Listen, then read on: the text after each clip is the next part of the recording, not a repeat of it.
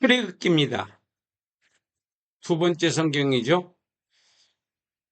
출애굽기는 40장 38절로 되어 있는 성경이고, 주제는 애굽에서 이스라엘 백성 구원, 애굽에서 이스라엘 백성 구원이 주제입니다.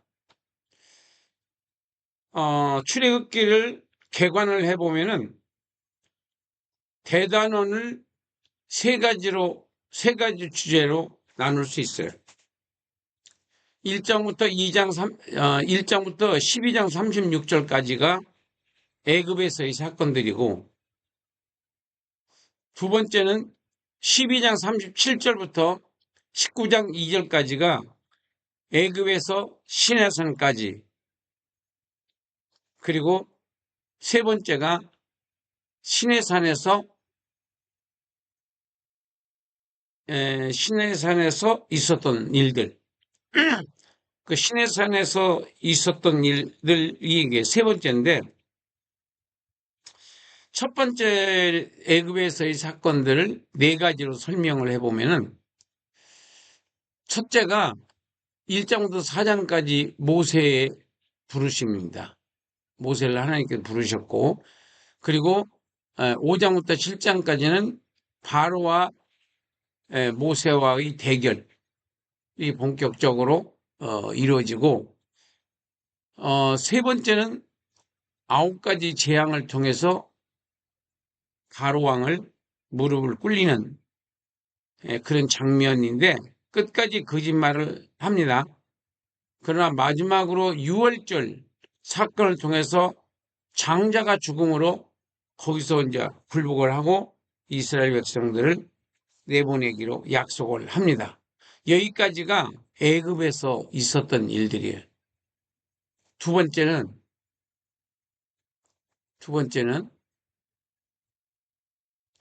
애굽에서 시내산까지 두 가지로 나눠서 설명을 할 수 있는데, 첫 번째는 출애굽과 6월절, 그리고 홍해를 건너는 것까지 이렇게 하나로 묶었고, 그 다음에 두 번째는 시내산에 도착을 합니다. 결국은요. 그러니까 홍해를 건너 신광야를 지나 르비딤을 지나 그리고 시내산에 도착, 이렇게. 그리고 세 번째는 시내산에서의 사건들을 네 가지로 요약할 수 있는데, 첫째가 율법을 받습니다. 두 번째는 성막을 개시하고, 세 번째는 금송아지 사건이 일어나고, 네 번째는 결국 그런 과정 속에서도 성막은 완성이 됩니다. 여기까지가 출애굽기를 압축해서 개관을 한 내용입니다.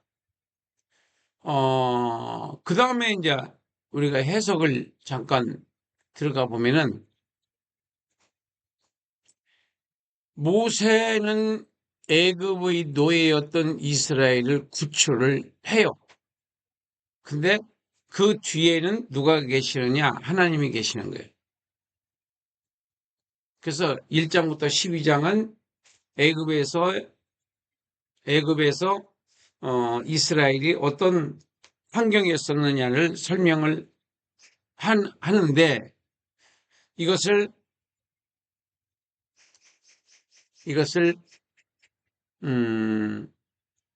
요약을 해보면은, 6월절은 이스라엘에게는 구원의 날이었고 애굽에게는 재앙의 날이었습니다. 심판의 날, 재앙의 날. 그리고 12장 37절부터 19장 2절까지는 애굽을 출발한 이스라엘은 홍해를 건너는 엄청난 일이 현장에서 목격을 합니다. 엄청난 일이죠.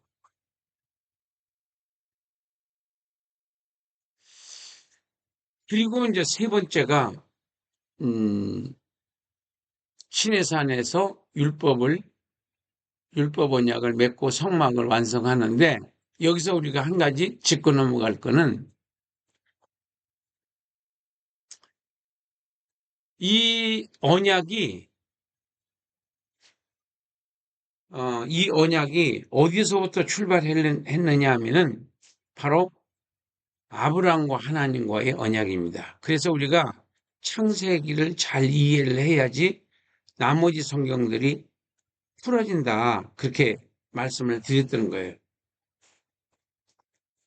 아브라함과 하나님과의 언약은 구두 언약입니다. 말씀으로 그냥 언약했어요. 근데 여기서는 문서 언약이 되는 거예요. 문서 언약. 그래서 성막이 이제 완성이 되고,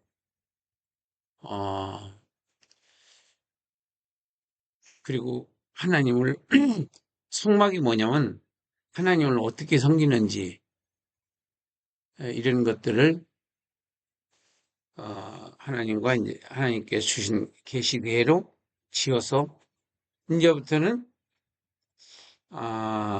뭐 아브라함이나 그러니까 뭐 또 이삭, 야곱 등 여러 그 족장들이 있었고, 그 다음에 또 아벨의 제사가 있었고, 그 다음에 노아의 제사가 있었고, 아브라함의 제사가 있었고 있는데, 이런 제사들은 규격이 없어요. 규격.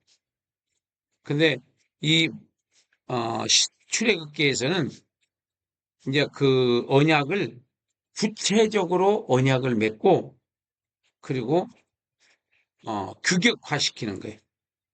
율법화시키는 거예요.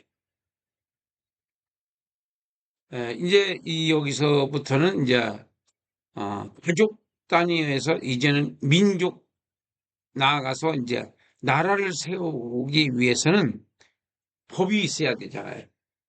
그래서 하나님께서는 나라를 세우는 것을 이제 아브라함을 선택해서 이스라엘을 세우시겠다고 하는, 이거는 이제 구속사적인 면에서 봤을 때는 그렇다는 거죠. 근데 이제 우리가 구속사적으로 보면은 무슨 말이 되느냐 하면은, 하나님의 어린 양이신 예수님, 이게 유월절 사건이, 유월절이 제일 처음 시작된 게 출애굽 그 과정에서 있었던 절기거든요. 근데 그 절기를 먼 훗날, 그러니까 500년, 1000년, 1500년, 1500년 전에는 바로 어린 양이 죽었어요. 그리고 500년 후에 솔로몬에 의해서 성전이 건축이 됐고, 이건 성막이고, 여기서는 성막이고, 솔로몬은 성전입니다. 그리고 예수님으로 연결해서 예수님은 성전을 자기 육체로 설명을 합니다. 그리고 고린도전서 3장에서 보면은 사도 바울은 성도의 육체를 성전이라고 합니다. 그렇게 발전해 나가는 거예요. 그 다음에 이제 좀 세 가지로 나눠서 설명을 하겠습니다. 예수님께서는 죄와 율법의 노예로부터 인류를 구원을 위해 죽으셨다. 히브리서 9장 14절로 15절. 히브리서 9장 14절로 15절. 자, 시간이 있으면 내가 읽어드리면 좋겠는데 시간이 안 될 것 같아서 읽어드릴 수 없는데 여러분들이 찾아서 읽으시면 되겠어요. 히브리서 9장 14절로 15절에서 설명되고 있어요. 두 번째는 예수님의 죽음과 부활로 영생을 선물로 주셨다. 여기가 고린도전서 10장 1절부터 4절까지. 고린도전서 10장 1절부터 4절까지.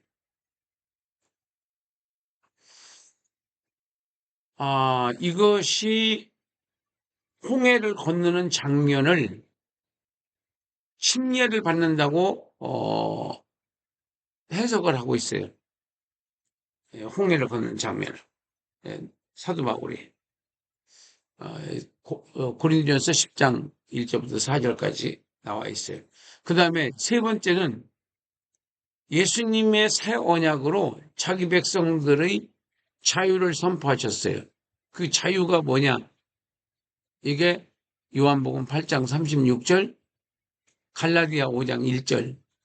내가 너희를 자유케 하리라. 진리가 너희를 자유케 하리라. 진리가 바로 예수님이에요. 왜 예수님이 진리냐? 예수님을 통해서만이 죄사함을 받을 수 있고 예수님을 통해서만이 구원을 받을 수 있어요. 자, 그래서 예수님은 새 언약으로 자기 백성들에게 율법으로부터 자유를 선포하신 거예요. 율법으로부터. 그럼 율법을 안 지켜도 되냐? 그 말이 아니고 예수님께서 율법을 완성시키신 거예요. 예수님께서 율법을 완성시키셨기 때문에 우리는 율법을 지켜서 구원을 받는 것이 아니라 율법을 완성시키신 예수님을 믿음으로 구원을 받는 거예요. 믿음으로 구원을 받는 거예요.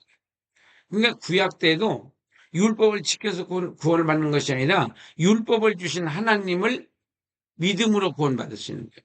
그러니까 구약도 믿음이고 신약도 믿음인데 그 하나님의 의도를 이해하지 못하기 때문에 안식일날 예수님이 병 고치니까 그걸 가지고 시비를 거는 거죠. 문자주의로 이제 성경을 해석했기 때문에 예수님을 알아보지도 못한 거예요. 그 다음에 교훈입니다. 교훈. 그래서 이 출애굽기의 그 전체 주제는 구원입니다. 애굽에서 노예로 고통당했을 때 애굽의 왕 바로에게로부터 하나님께서 모세를 통해서 구원받죠. 구속사에서는 예수님을 통해서 구원받는 거고. 그래서 우리 생활에서 구원이라고 하는 주제를 중심으로 해서 구원의 몇 가지 종류가 있는가? 구원의 종류에는 세 가지가 있습니다.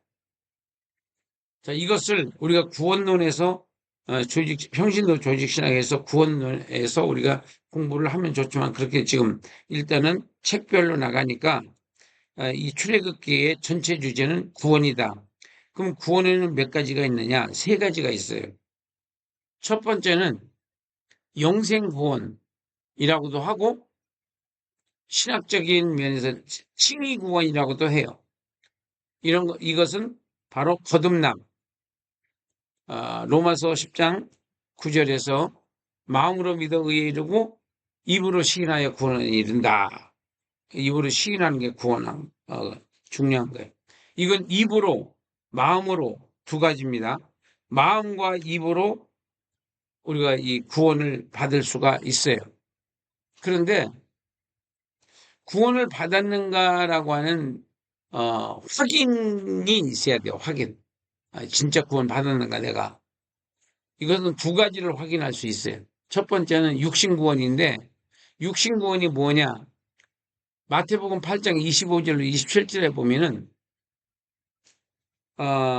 제자들이 예수님은 주무셨고 배에서 갈릴리 호수에서 그리고 풍랑이 닥쳐서 물에 빠져 죽게 됐어요. 그때 구원해 달라고 그래요. 이런 구원은 무슨 구원이냐? 육의 구원이에요. 영생 구원이 아니고. 그래서 그 예수님께서 믿음이 없는 자들아 그러시잖아요.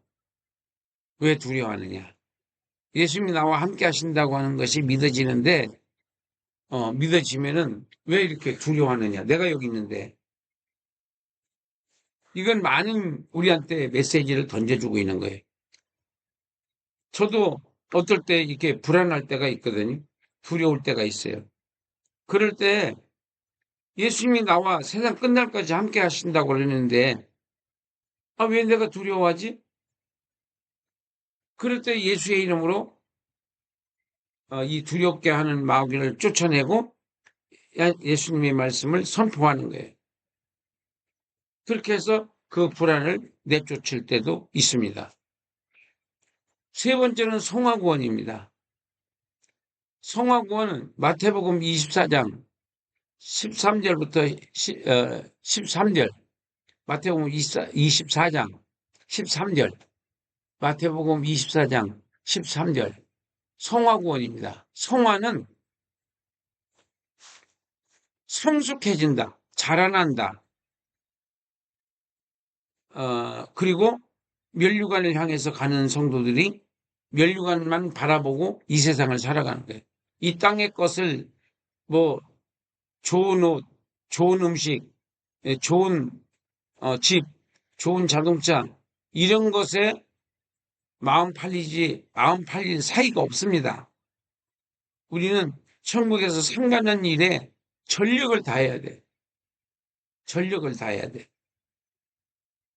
그렇게 면류관을 바라보고 살아가는 성도들이 있는가 하면은 이 땅의 것으로 자랑하고 이 땅의 것으로 자기 잘났다고 그 난처하고 하는 분들이 있어요. 예수 믿는 분들 중에. 목사님들 중에서도 있어요. 장로님들은 얘기할 것도 없고 성도들은 말할 것도 없고. 예. 그러니까 그것은 성숙하지 못하고 미숙한 성도들, 영적으로 어린아이이기 때문에 아직도 세속에 물들어서 세속을 빠져나오지 못하고 있다. 그래서 구원의 구원의 종류는 세 가지가 있다. 첫째, 영생구원, 그 다음에 육신구원, 그리고 성화구원.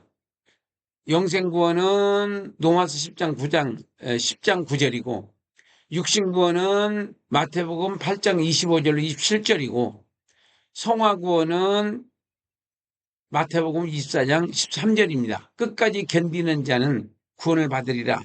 이것은 영생구원도 아니고 육신구원도 아니고 성화구원에 해당된다. 우리가 구별을 해서 분별력 있는 신앙생활을 해야 됩니다. 자, 우리 출애굽기는 여기까지 하겠습니다.